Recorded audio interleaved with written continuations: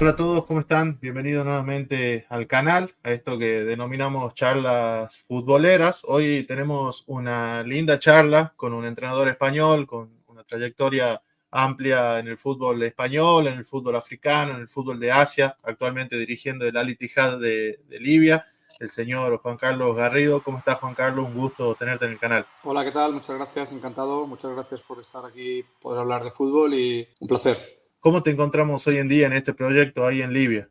Bueno, pues acabamos de llegar a un proyecto muy ambicioso que es Al Ittihad de Libia, un club que viene de alguna temporada no muy buena, pero que históricamente pues, es el más grande del país y que, bueno, pues que hay una nueva ambición, una nueva ilusión, un intento de resurgir y bueno, pues estamos llegando pues el nuevo entrenador y varios jugadores nuevos que se están incorporando y bueno, pues la verdad es que proyecto ambicioso porque están viniendo jugadores importantes aquí en África y bueno, pues con ganas pues eso, de resurgir el equipo y de hacer una buena temporada y ojalá ganando títulos. Ahí, bueno, mencionábamos en el comienzo tu trayectoria, dirigiste varios equipos africanos. Acá alguna vez un técnico reconocido en Argentina como Bilardo decía que el futuro estaba en África por la potencia física que tenían. Incluso Argentina lo sufrió un poco en el 90 perdiendo con Camerún. ¿Qué tiene el futbolista africano y el fútbol africano? Bueno, eso ya se lleva muchos años, muchísimos años diciendo eso, ¿no? Está claro que, bueno, pues te encuentras de todo, ¿no? Yo creo que es un poco un mito eso, ¿no? Porque pues, al final, obviamente hay muy buenos jugadores africanos, no lo voy a descubrir yo y los conocemos a lo largo de la historia. Pero bueno, yo creo que, pues como en todos los lados, hay buenos jugadores, hay malos jugadores y hay de todo, ¿no? Yo creo que África es muy grande y hablar de África, pues África hay diferentes partes de África, ¿no? Por ejemplo, el norte de África, Marruecos, Argelia, Túnez, Libia, toda esta parte de aquí, Egipto, pues bueno, pues son países en los que hay mucha afición por el fútbol, en los que hay mucha pasión, sobre todo a nivel de aficionados, es pues, similar a Argentina. La verdad es que son pues un derby de Casablanca, por ejemplo, Wydad Raya es parecido a River Boca, ¿no? En el sentido de la rivalidad y de lo de las aficiones. Y entonces, ese norte de África hay mucha pasión por el fútbol, hay buenos jugadores, hay tradición de fútbol. Y el jugador magrebí, el jugador del norte de África, es un jugador competitivo, con calidad técnica. Y luego nos podríamos ir a la África central, pues bueno, pues Congo, pues también, bueno, la parte de Ghana, Nigeria, todo esto que es un prototipo diferente y son jugadores, pues a lo mejor más fuertes, con más potencia física. Siempre se decía que tenían más desorden táctico porque no tenían ese trabajo táctico que sí tenían los equipos europeos o los sudamericanos. Pero bueno, yo creo que lo que en África va avanzando y es muy necesario es las infraestructuras en cuanto a estadios, terrenos de entrenamiento, escuelas de fútbol y todo eso, pues bueno, sigue su progreso lógico, el normal, va avanzando y cada vez pues se va mejorando también en lo táctico y bueno, pues obviamente siempre van a salir buenos jugadores de África, pero igual que los van a seguir saliendo de Argentina, obviamente. Lo que pasa es que, bueno, quizás en África pues hay ciertos países en los que todavía se sigue jugando más en la calle, ¿no? No se tiene aquello de estar sometido a las reglas de una escuela en la que ya desde muy pequeño te obligan a jugar a un toque o a dos toques y puedes regatear en la calle, puedes jugar un poquito a tu libre albedrío, puedes regatear, puedes hacer lo que quieras y eso, a ver, en el fútbol se sigue necesitando y es importante que lo siga habiendo, ¿no? Porque si el fútbol de las escuelas, por ejemplo, una referencia es el fútbol español de los Xavi, Iniesta y toda esta generación que han sido de escuelas que surgieron en el momento en el que en España, pues esto, había las escuelas en las que todo era muy normativizado, todo era control pase. Eso ha generado muy buenos jugadores, sin ninguna duda, y en España pues ha salido muy buenos jugadores. Pero también sigue necesario aquel fútbol de la calle, sigue siendo necesario ese fútbol en el que el jugador pues aprende a jugar sin normas.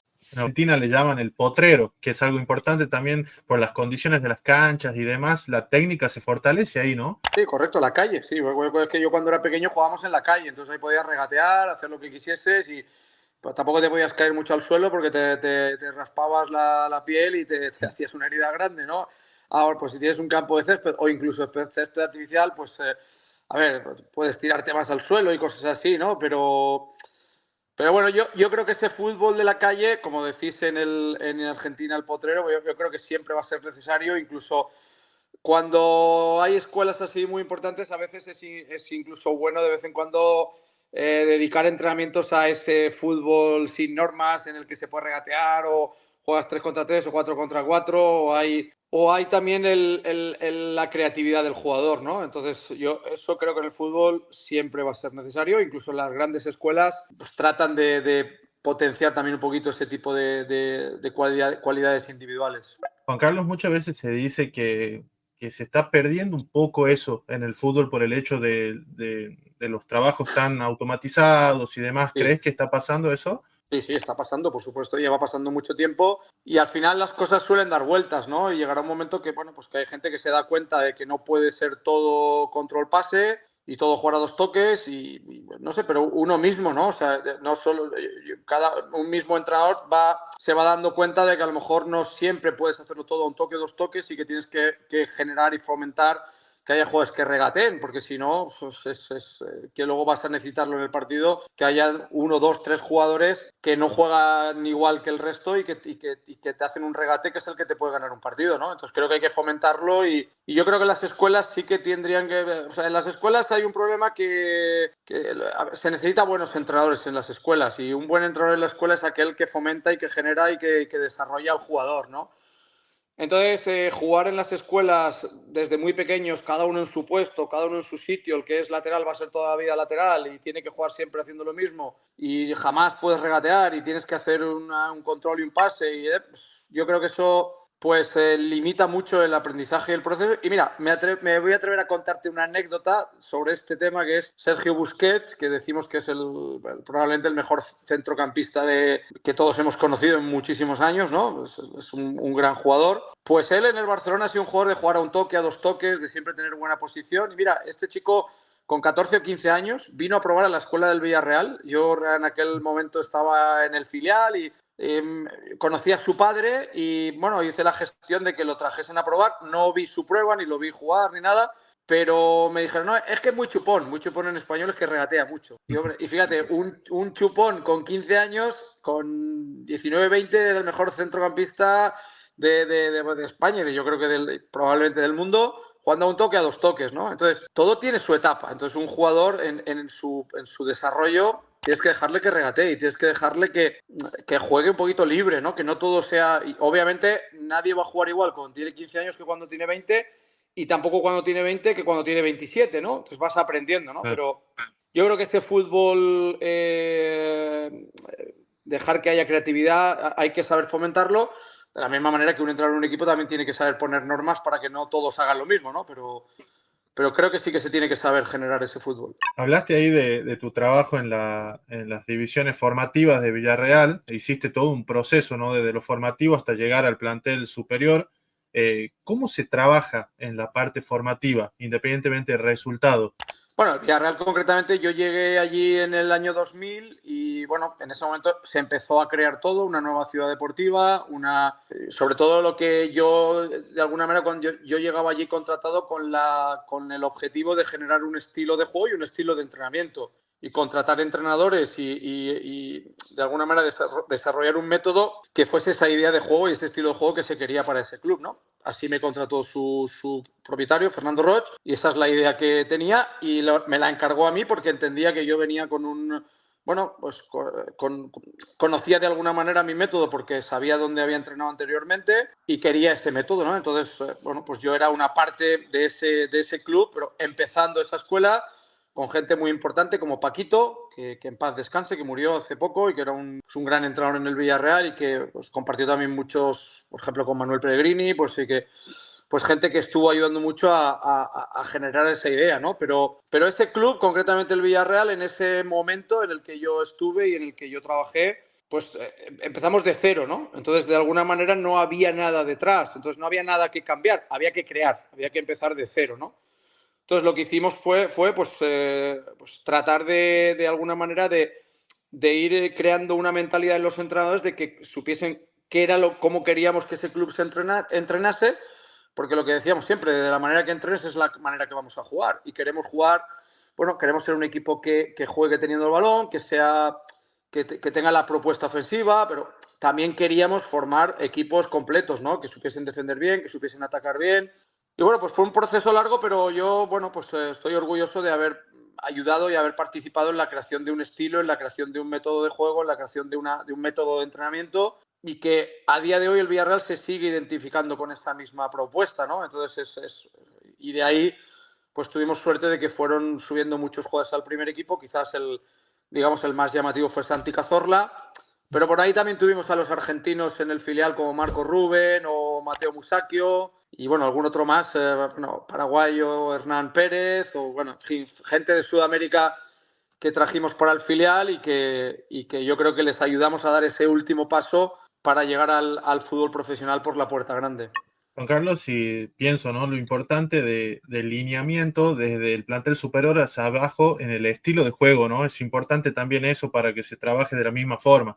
Bueno, en esos años en el Villarreal, digamos que el proceso fue al revés. O sea, lo que conseguimos es que en el fútbol base hubiese una idea clara, porque en el primer equipo se fue cambiando de entrenador hasta que sí que es cierto que, bueno, Paquito era un entrenador que estaba muy alineado en esa idea de juego y con el que sí que de alguna manera se alineó todo y teníamos una idea similar de entrenamiento y de juego, fue con Manuel Pellegrini, que estuvo 5 años en el Villarreal. En esos 5 años, cuando Manuel Pellegrini estuvo, yo estaba en el filial, el fútbol base, y sí que ahí yo creo que tuvimos una línea muy coordinada de lo que se hacía en el primer equipo, de lo que se hacía en el filial, en el fútbol base, y yo creo que eso dio muchos beneficios, ¿no? Porque pues, a Manuel Pellegrini, cuando le subías un jugador al primer equipo, pues ya subía con una idea similar y por lo tanto podía encajar dentro de lo que se hacía en el primer equipo, ¿no? Entonces, yo creo que fueron años muy productivos para el Villarreal y bueno, pues ahí Javi Venta, Calleja, Mario Gaspar, sobre todo Santi Cazorla, ¿no? Santi Cazorla fue el estandarte, pero bueno, Bruno, tampoco me olvidaba de Bruno, que también fue un jugador muy importante, que precisamente salió del filial, y Manuel Pellegrini también le dio también ese punto de que era un jugador que venía de la escuela, del filial, con la misma idea, y entonces gracias a Manuel Pellegrini se pudo asentar más en el primer equipo, ¿no? Entonces yo creo que esta etapa del Villarreal fue la más fructífera en el sentido de que sí que había una clara coordinación y una comunicación y una idea similar de lo que se hacía en el primer equipo con Manuel Pellegrini y lo que hacíamos en el filial y en la escuela conmigo y con otros entrenadores y otras personas que estaban ahí, que eran también gente que yo creo que estuvo trabajando muy bien. Incluso, bueno, acompañado con éxitos también, hay un ascenso histórico del filial a la segunda división.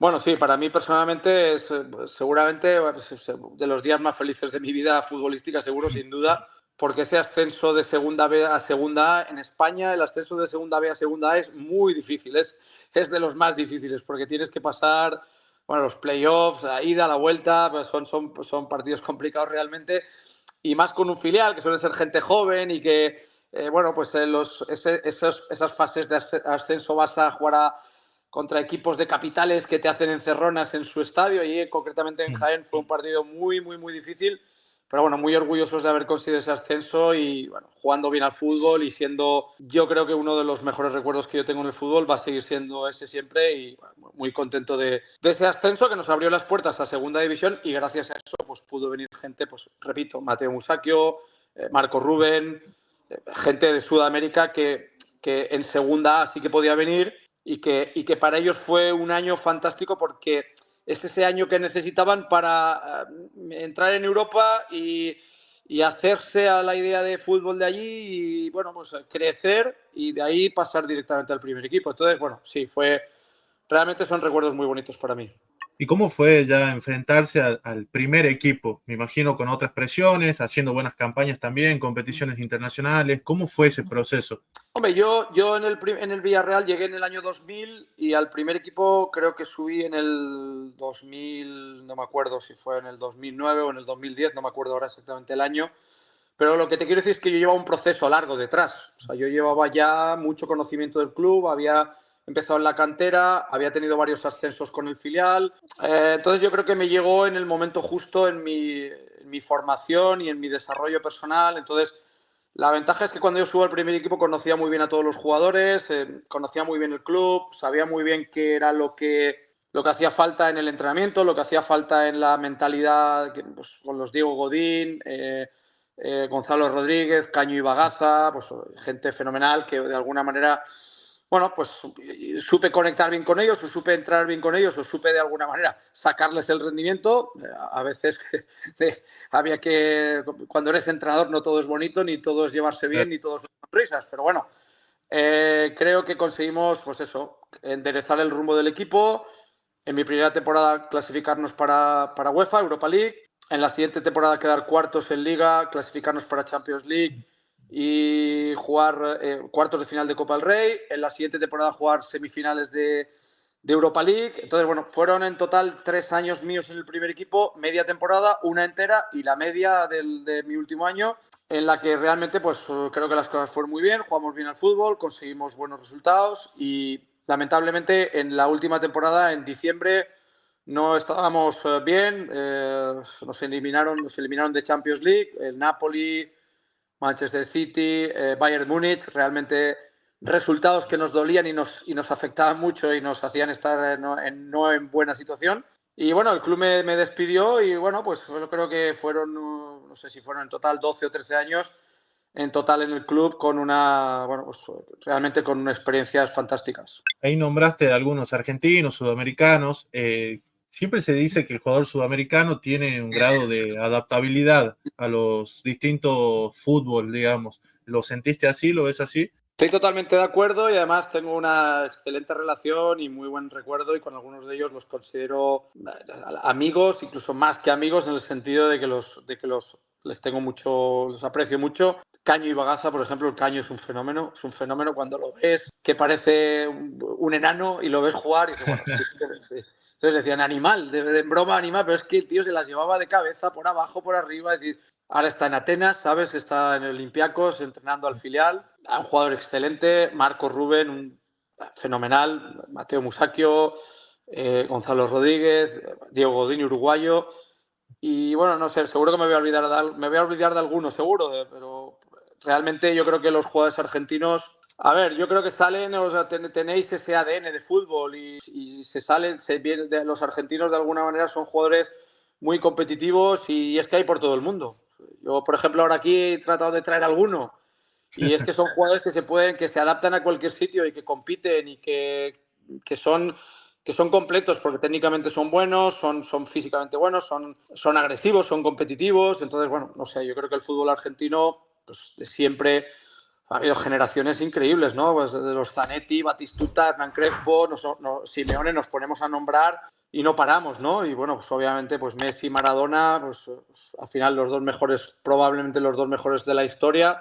Pues hombre, yo estoy muy, muy, muy contento de haber tenido esa relación con tantos jugadores argentinos porque creo que he conocido muchos muy buenos y ha sido para mí un honor y un placer trabajar con ellos porque han sido realmente jugadores muy competitivos y muy completos. Ahí, bueno, lo mencionabas a Messi. Se me venía una anécdota que comentaba Héctor Cooper, un entrenador argentino que dirigió mucho ahí en España también, bueno, se planteaba el cómo marcarlo a Messi en su equipo. Él dirige a Mallorca, cuenta una anécdota que él arma la defensa para evitar que Messi salga hacia su izquierda, porque, bueno, tenía su pie hábil y Messi termina haciendo 2 goles de derecha, como diciendo, no hay forma de marcar. ¿Cómo se prepara un partido ante esos jugadores? ¿Marcas escalonadas? ¿Cómo se hace?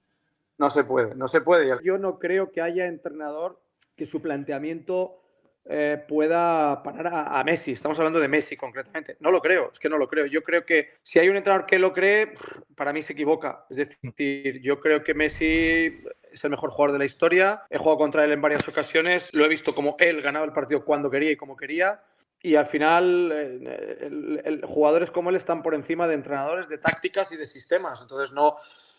Al final, yo creo que es bastante básico y simple que haya. Obviamente, cuando yo era entrenador en ese momento en Primera División, tenía muchos que decían marcaje individual. Y yo, bueno, o sea, entonces creemos que porque ponemos a uno con él, si puede con 11, ¿cómo no va a poner con uno? Si hace lo que quiere. Si se regatea a 10, ¿cómo no se va a regatear a uno? ¿No? Entonces, es decir, yo, por ejemplo, además, recuerdo un partido en el campo del Barça que perdimos 3-1 y yo tenía a Bruno y a Marcos Sena como medios centros. Y en aquel momento Messi pues caía más por ahí por medio, como media punta, y decía, oye, sois dos, estáis ahí. Cuando tenéis que, uno u otro tenéis que estar cerca de él y marcarlo. Y y dos jugadores de un nivel altísimo, como los míos, grandísimos jugadores, si no podían, es que de repente no, estaba aquí, o sea, parece que no está haciendo nada, que está parado, pero de repente aparece en el sitio exacto y obviamente, aparte de su capacidad táctica, su inteligencia, pues su calidad individual de técnica, de regate, de velocidad, de tiro a gol con la derecha, con la izquierda, de cabeza, remates de cabeza con lo pequeño que es, como en la final de la Champions. Es un jugador increíble y yo dudo mucho que nunca jamás en la historia vaya a volver a ver otro, lo veo muy difícil, pero bueno, Messi es imparable y yo no creo que haya táctica que...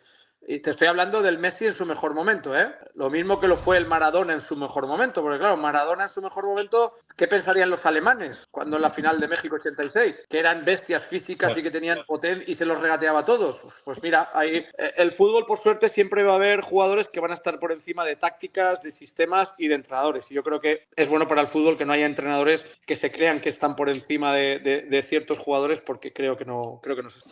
Sumándome un poco a esto que planteas, podríamos decir que el jugador está por encima del sistema, ¿no?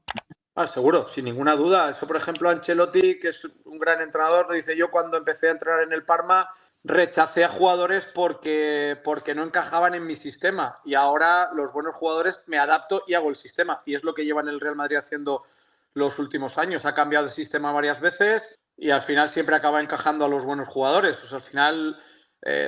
obviamente en un equipo tiene que haber equilibrio, tiene que haber defensas, tiene que haber portero, tiene que haber centrocampistas, tiene que haber laterales, pero luego ya todo es muy flexible. Si tienes buenos extremos, juegas con extremos, si tienes medias puntas, juegas... Pero bueno, quiero decir, al final los buenos jugadores son con los que es más fácil hacer equipos y con los que puedes hacer mejores sistemas. Entonces, el buen jugador de fútbol siempre va a estar por encima de todo. Yo creo que eso en el fútbol tiene que ser así. El jugador es el que hace, el que juega y el que hace que el fútbol sea lo que es. Y los entrenadores tenemos que ordenarlos, motivarlos, organizarlos. Y el entrenador en muchas ocasiones, pues también, aparte de eso, que es lo que relaciona directamente con los jugadores, pues tiene que también, de alguna manera, conseguir que dentro del club se den las condiciones adecuadas para que el jugador pueda estar rindiendo adecuadamente, ¿sabes? Que esa suele ser la parte más difícil que le toca al entrenador. Juan Carlos, alguna vez leí en alguna de tus entrevistas que, bueno, te formaste también visitando a distintos entrenadores en distintos equipos. ¿Puede ser que en Argentina visitaste a Bianchi en Boca? Pues sí, tuve la suerte porque yo trabajaba para el Villarreal y fui a ver el Mundial Sub-20 que ganó Argentina con Saviola, Colochini, Maxi Rodríguez, toda esa gente. Estuve allí viendo algún partido en Rosario, en Buenos Aires, en Mar del Plata. Y entonces pude ver un entrenamiento de Boca con Bianchi y esa semana jugaban la final de Copa Libertadores, yo creo que fue contra Cruz Azul, que ganaron en penaltis, creo que empataron. Entonces estuve viendo el entrenamiento de Bianchi y luego vi el partido y después tuve la suerte de que Bianchi visitó Villarreal y estuvo, cuando yo era entrenador del primer equipo en el Villarreal, estuvo allí, tuve la suerte de poder estar hablando con él.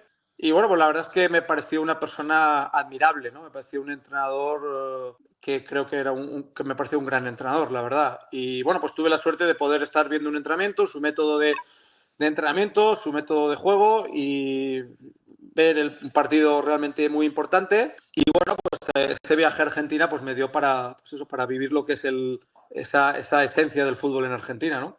¿Recuerdas algún concepto puntual que te haya llamado la atención, que tomaste de Bianchi después a futuro? Sí, bueno, a ver, principalmente en ese momento él desarrollaba algo muy argentino, que era aquello del enganche, ¿no? Que era, bueno, creo, Román en aquel momento, ¿no? El concepto del centro al campo de tener más una especie de rombo, ¿no? Con tres jugadores por dentro. Creo que era, bueno, recuerdo a Ibarra de lateral derecho, me parece, ¿no? El patrón Bermúdez, creo, de central, me parece, ¿no? Aquella generación. Creo que Bataglia también estaba por ahí, ¿no? Ese concepto de los tres centrocampistas, un enganche y dos puntas con movilidad, pues bueno, era un sistema que a lo mejor en España era más típico el jugar con extremos, ¿no? El 4-3-3 o el 4-4-2, pero bueno, pues a mí me parecía bien, o sea, hay cosas que aprendes, o sea, hay cosas que ves que no en todo el mundo el fútbol es igual y que no en todo el mundo juegan igual y que no en todo el mundo los conceptos son los mismos, ¿no? Entonces, cada sitio es diferente y, bueno, yo creo que él lo hacía muy bien porque, sobre todo, más allá de lo táctico, yo creo que Bianchi era un entrenador que sabía manejar bien a los jugadores y que sabía, que era un hombre de fútbol que sabía muy bien lo que hay alrededor del fútbol, ¿no? Y eso a veces es más importante que la táctica, ¿no? Entonces, lo que me llamó más la atención de él es eso, es su capacidad de dirigir y su capacidad de relacionarse y cómo, bueno, pues, cómo podía dirigir el equipo, ¿no? En ese sentido, me hubiese encantado conocer a Bilardo, ¿no? En su esplendor, ¿no? En su apogeo, porque Bilardo vino a España al Sevilla y venía con muy mala fama, ¿no? Con muy mala prensa, ¿no? Por aquello de que sí, del estilo de juego muy defensivo y no sé qué. Y yo creo que no se hizo mérito verdaderamente a lo que era Bilardo. Y yo, poco a poco, cuando he ido viendo más información y conociendo cosas de él y tal, pues me parecía un apasionado del fútbol con muchas cosas positivas. Y aquello de Menotti todo bueno y Bilardo todo malo, bueno, no creo que sea tan así, ¿no? Yo creo que Bilardo aportó mucho al fútbol y muchos de los conceptos y de las cosas que he ido viendo de Bilardo y de su pasión por el fútbol y de cómo vive el entrenamiento, cómo vive el juego, pues la verdad es que lo he ido admirando cada vez más, ¿no? Y bueno, pues yo creo que ese Mundial del 86 fue espectacular, ¿no? Porque una selección argentina con Maradona en su esplendor, claro, que era pues, fantástico, pero que Bilardo supo armar un equipo en el que cada uno tenía su papel y que era, bueno, pues como decía Maradona, era tan importante el Tata Brown como Maradona, ¿no? Y entonces eso lo supo hacer Bilardo, porque consiguió que fuese un equipo de guerreros con Maradona, bueno, Ruchaga, Valdano, bueno, pues obviamente, claro que eran buenos jugadores, claro. Incluso ese enfrentamiento ideológico, en mi opinión, hizo que no pudiéramos disfrutar en Argentina tanto a Menotti como a Bilardo, con dos conceptos futbolísticos distintos, pero interesantes. No sé, en lo defensivo, Bilardo quizás jugaba con stopper, Menotti más a la chique,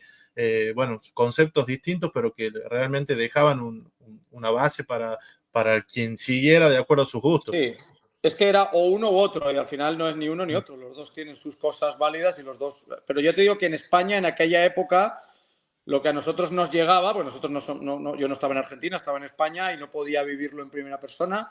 En España, de alguna manera, Bilardo tenía muy mala prensa, ¿no? O sea, tenía mejor prensa Menotti con aquello de que era más el fútbol bien jugado. Y bueno, de hecho, yo leí el libro de Menotti de Fútbol sin trampa, que la verdad que me gustó mucho, fue fenomenal.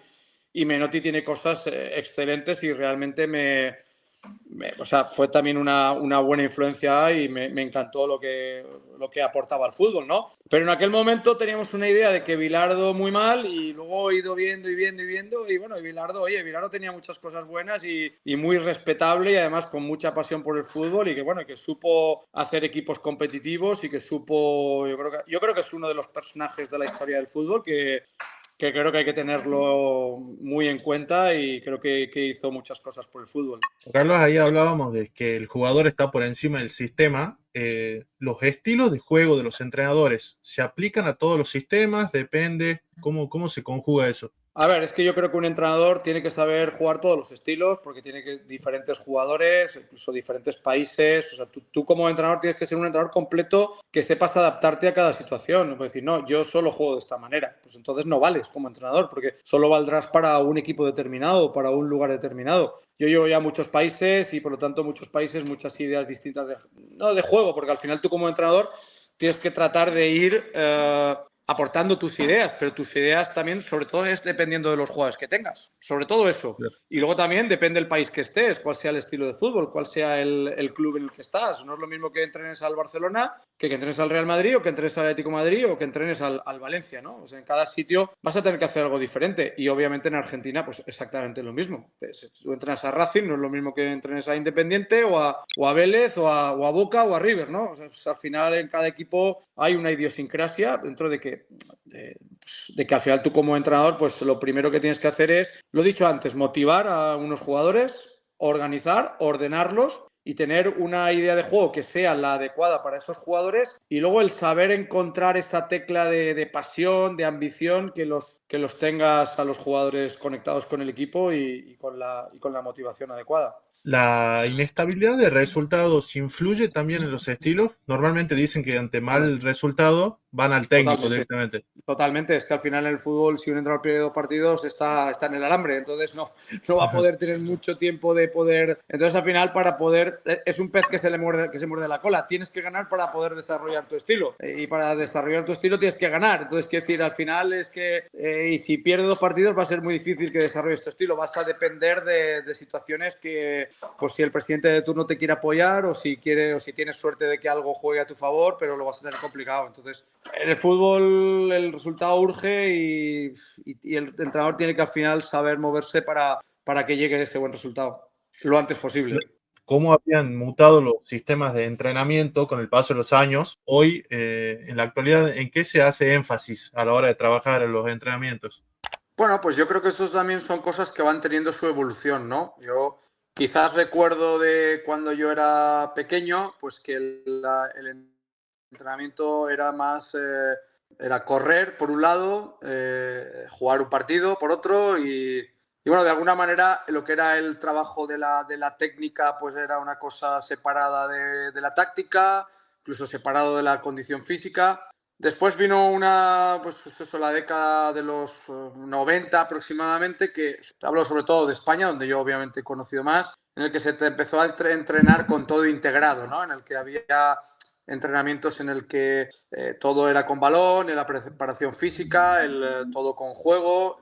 Yo creo que fue una etapa muy buena para el entrenamiento porque realmente pues, yo creo que se ha quedado ya en el fútbol el hecho del entrenamiento en el que se sabe que se tiene que trabajar con la realidad del juego, ¿no? Que tiene que haber entrenamiento de fútbol con juego, ¿no?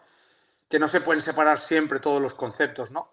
Pero sí que es cierto que yo creo que ha vuelto en el fútbol profesional de ahora un concepto que es el del trabajo físico individualizado y el trabajo físico que se requiere fuera del juego. Es decir, yo creo que cualquier club del mundo tiene sus zonas de entrenamiento de gimnasio, pre-entrenamiento para todo lo que es tema de prevención y para todo lo que son trabajos individuales de fuerza, de coordinación, de este tipo de trabajo ahora mismo ya es, todos los equipos de alto nivel lo tienen y ya se individualiza el trabajo físico, sobre todo la fuerza. La fuerza es un trabajo que en su momento nos decían, no, el gimnasio no, el futbolista y el gimnasio parecía que eran cosas que estaban discutidas y que no podían ser. Y obviamente el trabajo de gimnasio no es como el de un culturista, por supuesto que no tiene nada que ver. Pero yo creo que ahora sí que es esencial ese tipo de trabajo y ahora en el fútbol profesional de alto nivel los jugadores saben que tienen un pre y un post entrenamiento en el que tienen que pasar por el gimnasio,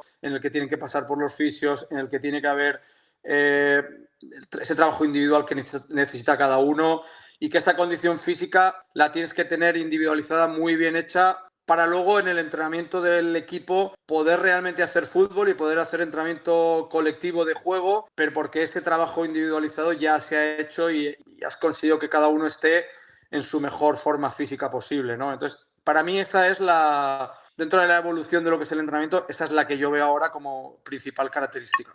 Y Juan Carlos, con los calendarios que hay tan abultados, bueno, le tocó dirigir equipos que competían a nivel internacional también, conjugado con la parte local. ¿Cómo se trabaja esos microciclos, digamos, de entrenamiento para poder afianzar la parte del estilo, la parte física, entre tantos partidos seguidos?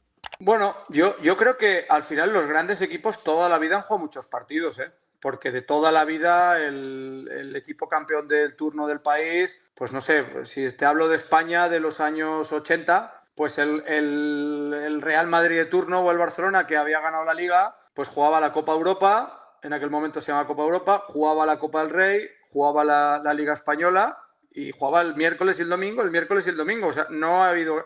Yo creo que donde sí que se han aumentado son los partidos de selecciones, de selecciones nacionales. Entonces, eso sí que hace que los equipos de repente tengan un parón de 2 semanas que no juegan y sus mejores jugadores se van a jugar y vuelven sin haber podido entrenar y con riesgo de lesiones y pues los típicos viajes de Messi que se iba a jugar, yo que sé, a Bolivia y luego venía y tenía que jugar en San Sebastián, llegaba a Barcelona que no había dormido y tenía que jugar, pues realmente eso sí que lo veo como un peligro y yo creo que donde se han aumentado son los partidos de las selecciones nacionales porque al final se ha convertido en un negocio y todos quieren participar del negocio y todos quieren más negocio, ¿no? Pero los clubes como clubes, los equipos grandes han jugado siempre miércoles y domingo, ¿no? O jueves y domingo, ¿no? Entonces, Pues no sé, yo en el 2010, 2011 con el Villarreal jugábamos jueves y domingo y jueves y domingo y jueves y domingo. ¿Y qué pasa? Pues que no entrenas. O sea, juegas, recuperas, entrenas, juegas, recuperas, entrenas. Entonces, ¿qué te hace falta ahí? Te hace falta una muy buena pretemporada. Te hace falta haber podido tener ese mes y medio de entrenamiento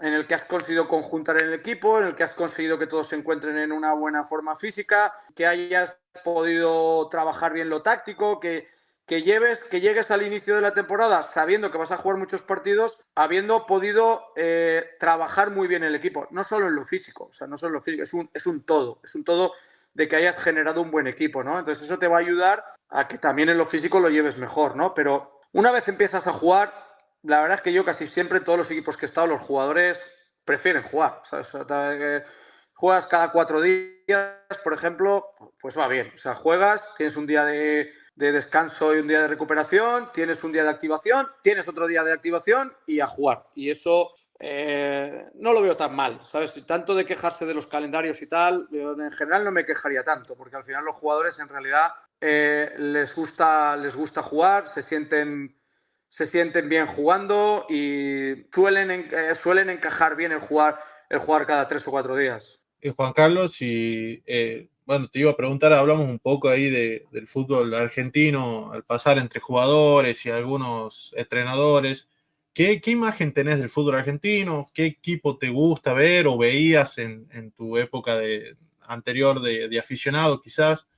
A ver, y el fútbol argentino, lo que te he dicho antes, creo que es uno de los más pasionales del mundo, ¿no? Yo creo que hay ciertos países en el mundo donde el fútbol es mucho, ¿no? Entonces Argentina es uno de ellos, ¿no? Yo creo que España también. En España somos todos muy aficionados desde la cuna, ¿no? Y sentimos el fútbol, ¿no? Yo creo que en Argentina también. Ese sería el primer punto, ¿no? Es un país de fútbol. Luego es un país con jugadores, como decías antes, de potrero, ¿no? De jugadores de calidad, jugadores con creatividad, y luego salen jugadores muy completos porque tienen ese punto de agresividad, de competitividad, entonces de adaptación. Entonces siempre han salido jugadores muy buenos de Argentina y seguro que seguirán saliendo. En cuanto a equipos, bueno, yo no he sido nunca aficionado de un equipo en concreto, ¿no? Yo he conocido, como buen aficionado al fútbol que he sido toda la vida, pues he conocido a los equipos de Argentina y los he visto, y he visto cada uno de su época. Y pues hombre, pues obviamente River y Boca son siempre los que más llegan a Europa, ¿no? Pero bueno, te puedo hablar de Vélez, San Lorenzo, Rosario Central, Newell's o Racing, no sé. En general siempre he seguido a ciertos jugadores o a ciertos equipos por gente que he conocido o no sé, porque en unas etapas ha habido un equipo que ha destacado más, pero sobre todo la selección argentina. Yo creo que la selección argentina históricamente ha tenido equipos espectaculares y siempre ha tenido generaciones con jugadores, no sé, por ejemplo Zanetti, pues a mí me parece uno de los mejores jugadores como laterales derechos. Pues al final Zanetti, Cafú, Dani Alves, pues son probablemente tres, te digo. Y así hablamos de Batistuta, de Hernán Crespo, pues yo qué sé, si es que podemos decir tantos jugadores buenos de Argentina. Lo que pasa es que Argentina durante muchos años pues ha sido un exportador de futbolistas, y que apenas un jugador con 17, 18, 19, 20 años lo hacía bien, pues ya estaba en Europa, ¿no? Al Kun Agüero con 16 años en Independiente ya está despuntando, y con 17 o 18 ya está en el Atlético de Madrid, ¿no? Entonces, bueno, pues siempre ha sido un exportador de futbolistas y siempre ha tenido buenos jugadores. Juan Carlos, y bueno, para no robarte mucho más tiempo y agradeciéndote por todo este espacio que me diste para charlar de fútbol, la verdad es un gusto escucharte, podríamos hablar muchas horas. ¿Algún mensaje Claro. que le puedas dar a la gente que nos vea, que nos escuche? Bueno, pues entiendo que la gente que nos ve y nos escucha son muy buenos aficionados al fútbol, ¿no? Que porque por eso te siguen y te ven, y obviamente en este caso pues están viendo una charla de fútbol. Lo que les puedo decir es que a todos nos gusta el fútbol, que a todos nos gusta hablar de fútbol, que a todos nos gusta verlo. El que tiene la suerte de jugar, pues fenomenal. El que tiene la suerte de ser entrenador, pues también fenomenal. Y los que no tienen la suerte de ser entrenadores, de ser jugadores, pues el fútbol tiene pasión, es muy bonito verlo, y siempre es una parte de nuestras vidas que nos da un punto de, bueno, pues que es muy bonito ser aficionado de un equipo de fútbol, de ir al estadio, de ver los partidos, de seguirlo en la televisión, y que al final el fútbol es un juego imprevisible en el que todo puede pasar, y que llevamos ya 100 años que sigue siendo el deporte que yo creo que más se ve en todo el mundo y que más se sigue en todo el mundo, y que bueno, pues que a todos nos une esa pasión, y por lo tanto, pues gracias por estar escuchándonos y que sigan disfrutando. Bueno, espero que te hayas sentido muy cómodo, Juan Carlos. La verdad que fue un gusto hablar de fútbol con vos y bueno, para una próxima charla. Igualmente, pues nada, muchas gracias. Cuando quieras, un abrazo, que vaya bien. Un abrazo. Hasta Chao, luego. chao.